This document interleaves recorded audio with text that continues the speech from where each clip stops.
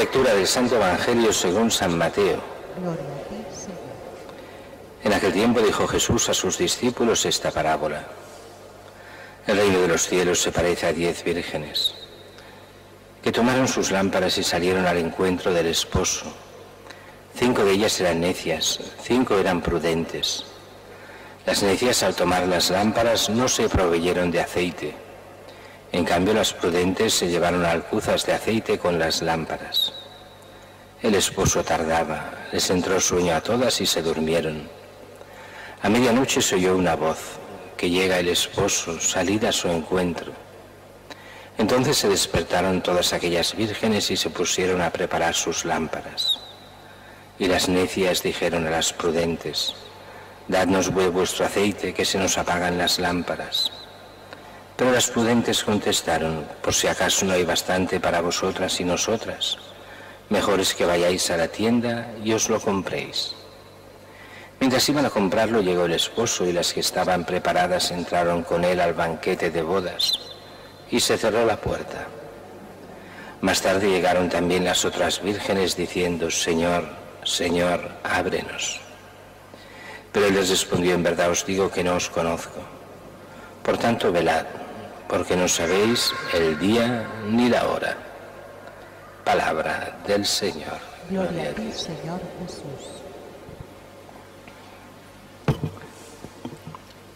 La primera lectura de hoy, San Pablo, como siempre, todo un personaje que dice las cosas claras y bien dichas. Y empieza con un concepto que hoy escandaliza a algunos, y no deberíamos escandalizarnos, sino buscar realmente lo que quiere decir San Pablo. Dice, no me envió Cristo a bautizar, sino a anunciar el Evangelio, y no con sabiduría de palabras para no hacer ineficaz la cruz de Cristo. Y eso va contra toda una mentalidad muy común en muchos cristianos. Lo importante es que la gente se bautice, porque el bautismo es necesario para la salvación, así que la gente toda se ha de bautizar. Ah, es que no tienen fe. No importa la fe, lo importante es que se bauticen. Y dices, no, eso no va por ahí. Y a veces, exagerando, y dejadme exagerar un poco, si lo único importante fuese el bautismo y basta, así medio en broma diríamos, pues bueno, pues que el Papa bendiga la lluvia y que queden bautizados todos los que se mojarán con esa agua. Si lo único importante es bautizarse, pues, pero no es así. Claro que el bautismo es importantísimo, ¿cómo negarlo? Pero el bautismo exige la fe. Y en aquellos que todavía no están en uso de razón, exige una educación en la fe, una, entre comillas, garantía de que serán educados en la fe. Por eso bautizar por bautizar es un error enorme. Es el escándalo más grande de nuestra generación. Cristianos que no son cristianos. Bautizados, una mayoría que es anticristiana, pero son bautizados. ¿Por qué? Porque se les bautizaba sin ninguna garantía de que pudieran llegar a ser cristianos y sin ninguna fe por parte de los padres. Pero los abuelos insistiendo, no, lo importante es que se bauticen. Claro que es importante el bautismo, faltaría más, pero tanto o más importante la vida cristiana. Y de eso hablaremos en la segunda lectura, porque nos va muy bien el Evangelio para este tema. Aquí solo un detalle curioso de esto que nos dice Pablo. Pablo iba predicando y se encontraba 2 tipos de personas, los judíos y los paganos. Y los judíos, ¿qué le exigían a Pablo? Milagros. Para que creamos has de hacer milagros. Lo mismo que le dicen a Jesús, milagros grandes, aparentes, que se vea que vienes de Dios. Y Dios no juega este juego. Igual que el mundo de hoy, muchos quieren milagros, que sea evidente para creer, pero evidente a mi estilo. No, para creer se necesita la conversión. Y esa conversión que viene de la gracia, pero sobre todo también de esta respuesta a la gracia de Dios. ¿Y qué pedían los paganos? Que es nuestro mundo de hoy. Sabiduría. ¿Pero qué sabiduría? En la época de San Pablo era una sabiduría filosófica, pero la fe es mucho más que filosofía. La fe se basa en una cosa que el mundo no puede entender, que es la cruz de Cristo.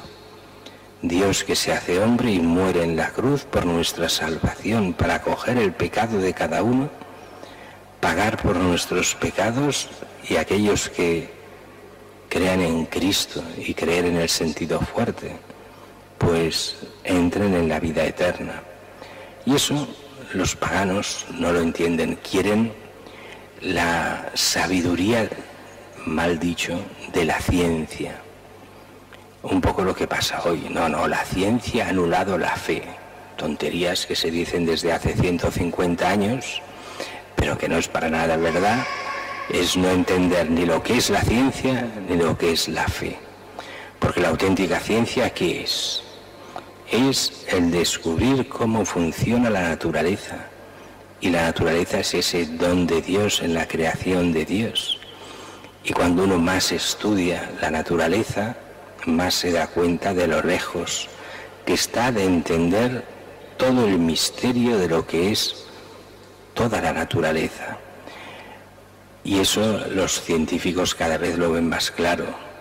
Ven más claro que cuanto más estudian, cuanto más llegan, más ignorantes son, porque más se les complica la historia y no llegan a entender. Incluso hoy, con toda esta complicación para los mismos científicos que no llegan a entender lo que ya es la física cuántica, que se habla mucho, pero se entiende poco.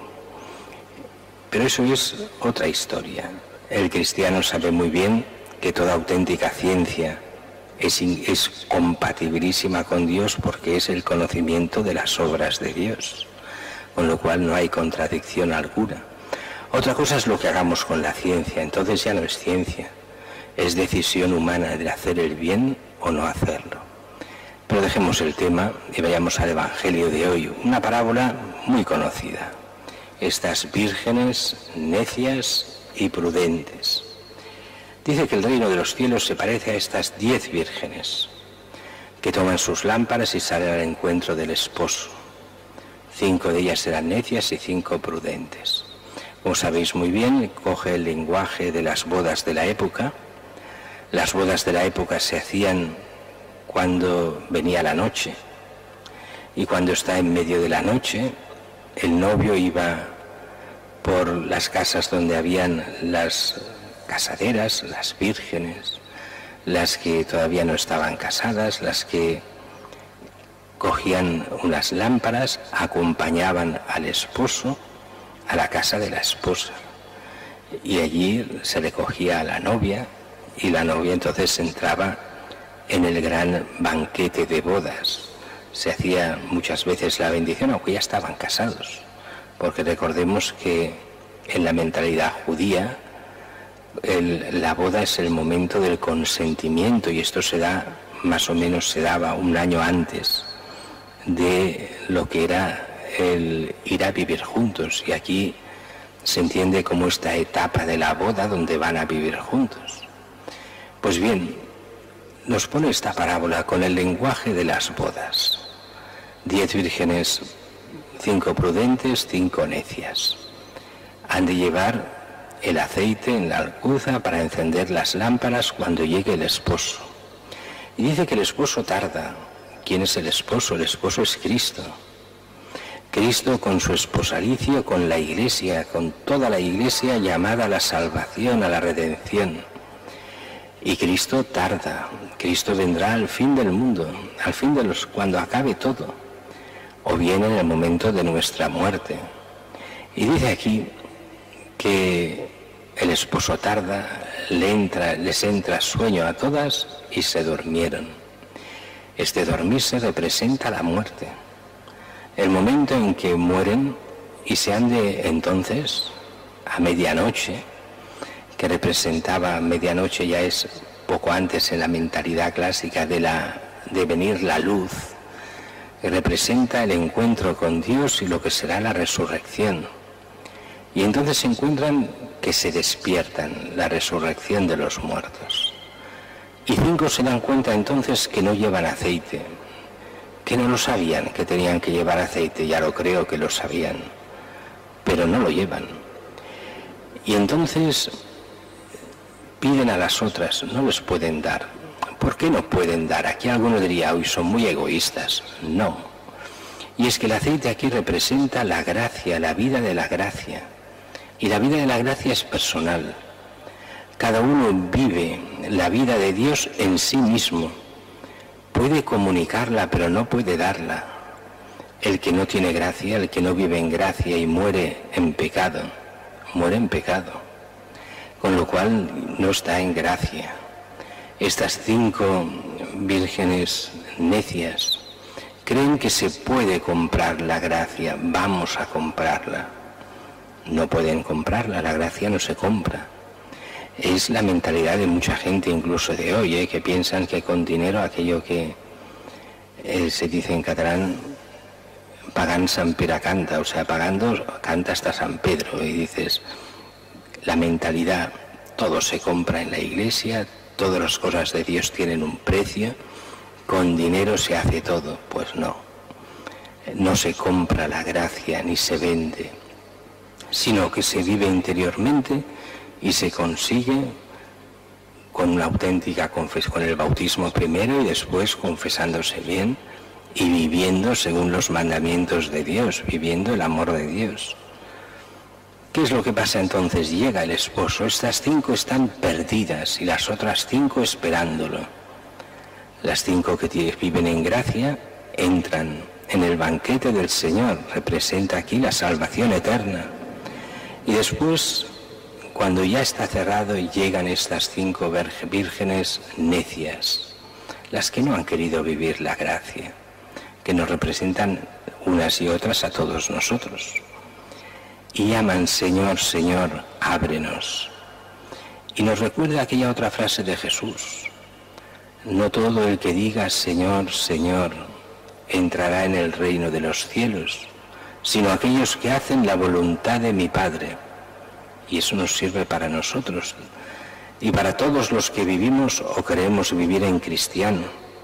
¿De qué nos sirve decir Señor, Señor, si no vivimos auténticamente los mandamientos, la justicia y la misericordia?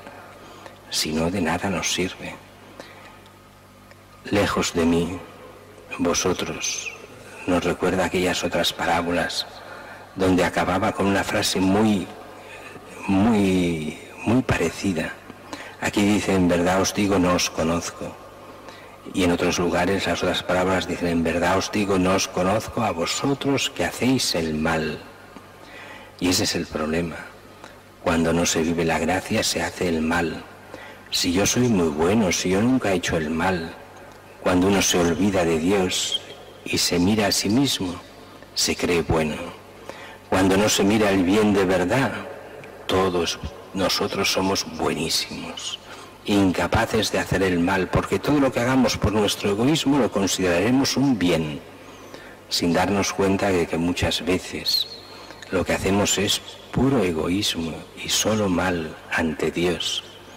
Por eso quien no vive la gracia no se da cuenta del mal que hace. Incluso el que vive la gracia ha de estar siempre atento a no caer en el mal, a arrepentirse del mal que haga y a volver siempre a la gracia de Dios, que es la que nos abre las puertas a la vida eterna.